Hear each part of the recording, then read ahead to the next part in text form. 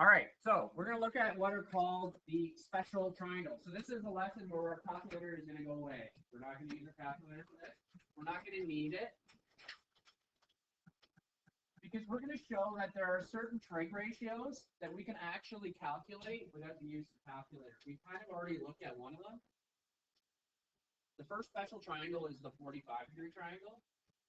In the 45-degree triangle, if this angle is 45 and this angle is 90, then we know that the missing angle must also be 45, because of course they have to add to 180 degrees, or the other two angles just have to add to 90.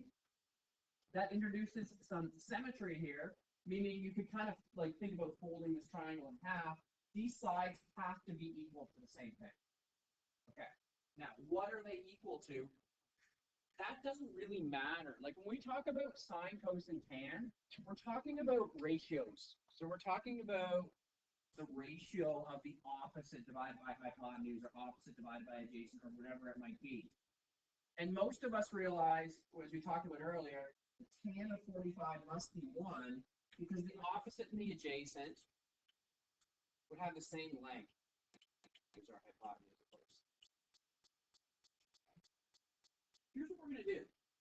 We're going to say, okay, we want to introduce some type of unit to this triangle. So what I'm going to do is I'm going to pretend that the opposite and the adjacent are both equal to 1. Now you might say 1 what? Doesn't really matter. 1 centimeter, 1 meter, 1 kilometer, 1 foot, 1 inch, 1 7.4 centimeter unit. It doesn't really matter. They're just one of something. Okay? Regardless of what they are, the tan of 45 will be equal to 1 because they're going to be the same, which they divide out. Now let's look at the hypotenuse. If the other two sides are equal to 1, then we can use Pythagorean theorem to come up with the hypotenuse length, which would be the square root of 2. So it's root 2 whatever, okay? If the opposite and adjacent are a meter, then it's root 2 meters. If they're a centimeter, then it's root 2 centimeters. If the opposite and the adjacent are 9.71 centimeters, then the hypotenuse is root 2 times 9.71 centimeters. It doesn't really matter. The sine of 45 would then be equal to 1 over root 2. And the cosine of 45 would also be equal to 1 over root 2. And we actually have just done 3 trig ratios without needing a calculator. I mean, I guess you need a calculator if you want to know approximately what 1 over root 2 is. It's about 0.707, by the way. We could rationalize these two. If you multiply by root 2 over root 2, then you could also write this as root 2 over 2, which is the same thing. Sometimes we write 1 over root 2, sometimes we write root 2 over 2. It doesn't really matter. So there we have 3 trig ratios, as well as the reciprocals too. If you want to know cosecant, secant, cotan, we could just take the reciprocal of those numbers. So there's our first special triangle, the 1, 1, root 2 triangle, or the 45-degree angle. Make sense? Okay, this one's a little bit more complicated, but the 30-60 or the 30-60-90 triangle is also special. It's not as easy to see why, but I'll try to walk through it with you. First of all, if this angle is 60 degrees, then this angle up here must be 30 degrees, because of course they have to add to 90. The whole triangle has to add to 180. Where would let's start with this idea. This is our adjacent, well, it depends if we're talking about 30-60, but where's our shortest side going to be in this triangle? Opposite of 30 around the base. So let's just call this 1. We'll say it's 1 unit, because it's the smallest. And now the goal is I'm going to show that if this is 1 unit, whatever that might be, a mile, kilometer, centimeter, whatever, then I can actually figure out what the other 2 sides have to be. A little bit tricky, but what is special about a 60-degree angle in a triangle? Anything that comes to mind might be right. Anything special? Yeah. Makes you think of an equilateral triangle, and that's actually correct. An equilateral triangle would have all 3 sides equal to 60. If I actually finish, like, do this, I can show that the triangle I've drawn is actually half an equilateral, where this is 60 and this is 30. And if this side is 1, then this side must be 1. And now notice the outside triangle is in fact an equilateral triangle. So what does this side got to be? 2. Since the base is 2, that's got to be 2. That's got to be 2. And in this triangle, I also have, I'll call it h for height. Doesn't really matter what I call it. But I can use the Pythagorean theorem to figure out what it must be. 2 squared equals h squared plus 1 squared. Or 4 equals h squared plus 1. 3 equals h squared. The height of this triangle must be root 3. And so now, like I said, there's actually, if we go back just to the triangle on the left, pardon me, the 60, 30, 90 triangle, I've actually determined that if I let the shortest side be 1, the hypotenuse is double that side, and the other side is root 3 times bigger, just using the idea that it's half an equilateral triangle. And now we can do the sine, cos, and tan for both 30 and 60. The sine of 60 must be root 3 over 2. Exactly. That's about 0.87, by the way. The cosine of 60 is a half. So at 60 degrees, that's when the adjacent side is exactly half the length of the hypotenuse. And the tan of 60 would be opposite over adjacent, root 3 over 1. Of course, that's just root 3. I think it's about 1.7. Notice the tan ratio can be bigger than 1. Because the opposite can be bigger than the adjacent. And then finally, using the 30-degree angle, I just switch up to here. The sine of 30 degrees is 1 over 2. The cosine of 30 degrees would be adjacent over hypotenuse is root 3 over 2. Hey, the sine and cosine, they just swap values. And then the tan, instead of being root 3 over 1, it's now 1 over root 3. Multiplied by root 3 over 3. You could also write that as root 3 over 3. If you want to rationalize it.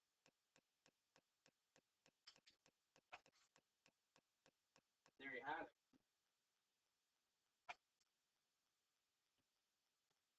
It's almost like you're part of a special club now. The special club that understands that we can do exact values for 45, 30, and 60, and we use them in math all the time.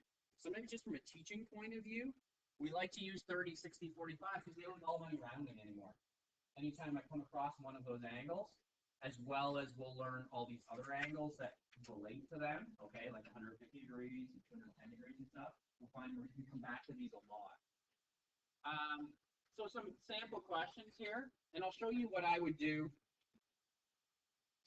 If I'm working on trigonometry, and I still tend to do this, is I've now given you, what, 30, 45, 63 angles. There's like 9 ratios you should be able to come up with now, right? Sine, cos, and tan for 30, 45, and 60, as well as technically all the reciprocal ratios. I wouldn't encourage you just to straight up remember all those, but you don't necessarily need to do all the work that we just did in the first page. Here's what I tend to do. I think about the 45-degree triangle looking like this, 45. I pick the smallest side, it's 1, and I know that that has to be 1, too.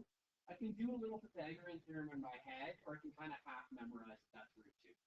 So anytime I need the sine, cos, or tan of 45, boom, I just look at that triangle.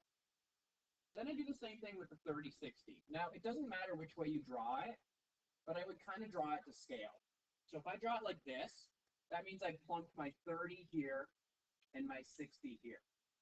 Here's the only part of memorizing I do. I know that the sides are 1, 2, and root 3. Okay?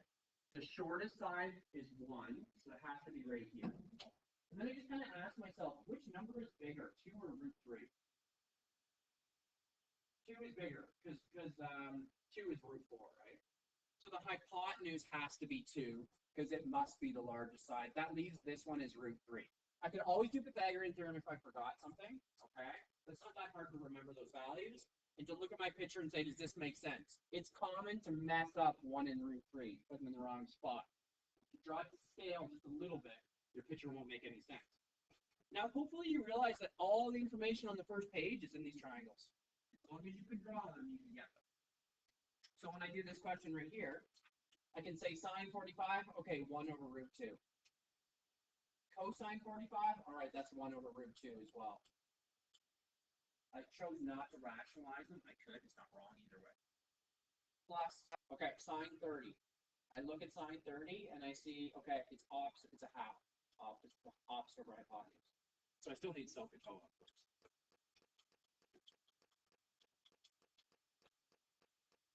Sine 60, okay, now I'm up here, opposite over hypotenuse, root 3 over 2. All right, 1 over root 2 times 1 over root 2. 1 times 1 is 1, and root 2 times root 2 is just 2. 1 times root 3 is root 3. 2 times 2 is 4. Technically, I would say that this isn't simplified, because I would actually put the fractions together using a common denominator, which is 4. 2 over 4 plus root 3 over 4, which is just 2 plus root 3, all divided by 4. There it is.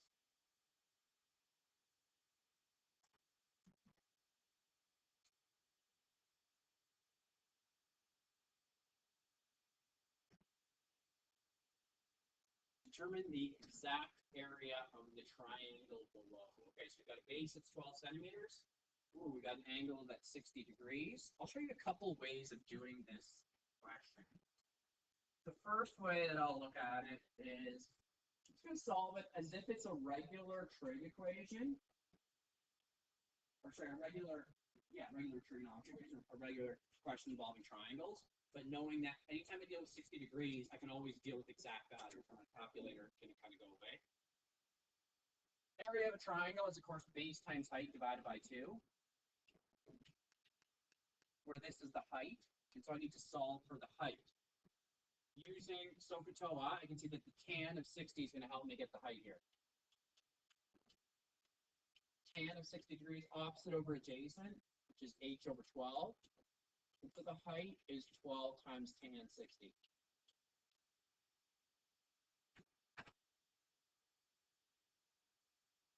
All right, looking at the 60-degree triangle that I've drawn at the top of this page, I can see that tan is opposite over adjacent, which is root 3 over 1, or just root 3. So the height of this triangle is exactly 12 times root 3. So the area is base times height, 12 centimeters, times 12 root 3 centimeters, all divided by 2. All 12 times 12 is 144. 144 root 3 centimeters squared over 2. Of course, divide 144 by 2 and you'll get what? 72. The area is 72 root 3 centimeters squared. Exactly.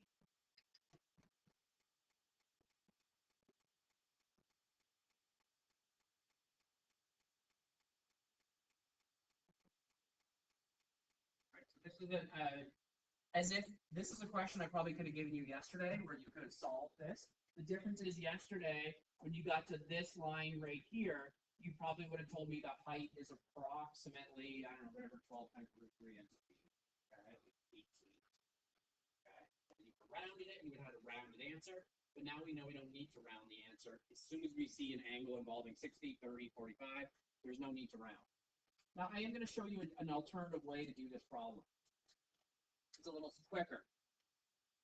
Look at this triangle right here. Compare it to this triangle right here, where this is 60, this is 30. Let me just try that again. A little bit bigger.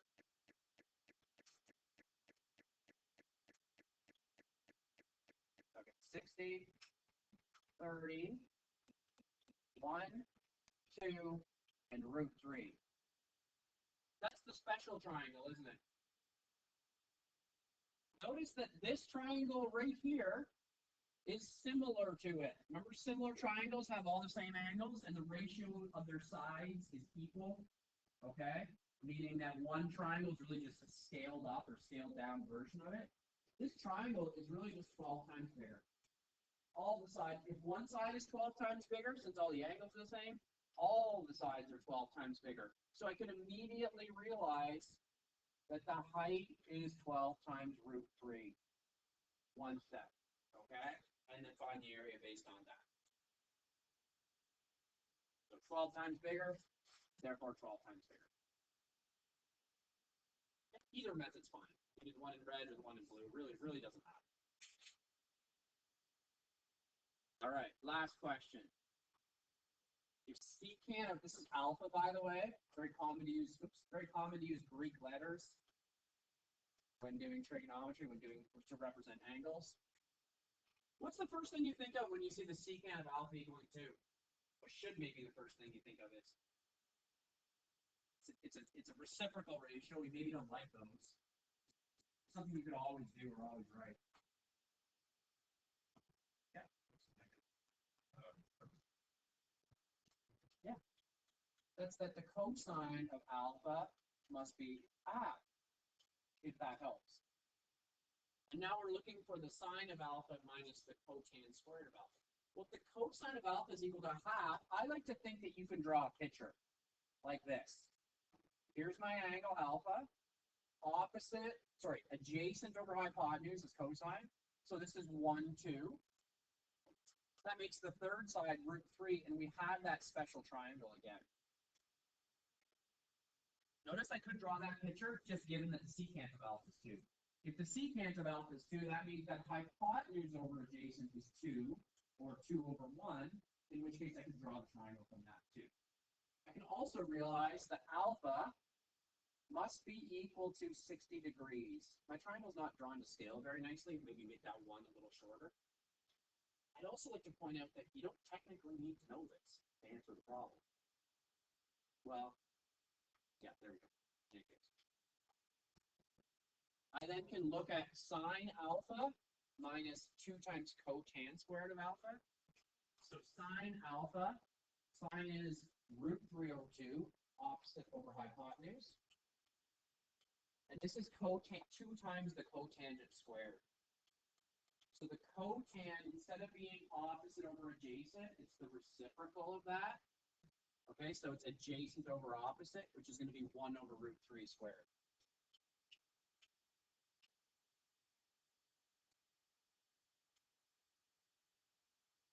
And now I just simplify this. 1 over root 3 times 1 over root 3 is just going to be a third. So we get root 3 over 2 minus 2/3. In this case, our common denominator will be 6. So I get 3 root 3 over 6, take away 4 over 6, and I can put those two fractions together. There it is right there.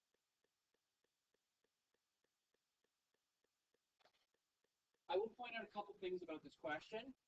The first thing I'd like to point out, notice that we never really use that idea. We just use the triangle. So although this is one that involved a special triangle, even if I change the numbers, like made cosine of alpha a third, you could have still answered the problem. You just never found the angle. You don't actually need the angle. You just need the triangle. The other thing that doesn't make sense right now, but will next week, and we should probably make a note of in case we're reviewing this lesson later on, is that we're assuming that alpha is between 0 and 90 degrees, because there is another solution that's bigger than that. We don't understand that yet, maybe, that's okay, but we will later on. Okay, that's an assumption. As soon as alpha becomes bigger than 90, you might be like, oh, there's no right angle triangle. It turns out there is. There's just some negative sides. We'll get into that next week. All right, so some textbook questions. I'm not going to lie, you got to know these triangles pretty well. Okay, it makes this unit very, very difficult if you don't know these triangles. And I use them all the time. There are calculator-free portions of the next unit test, just to warn you about that too. Okay.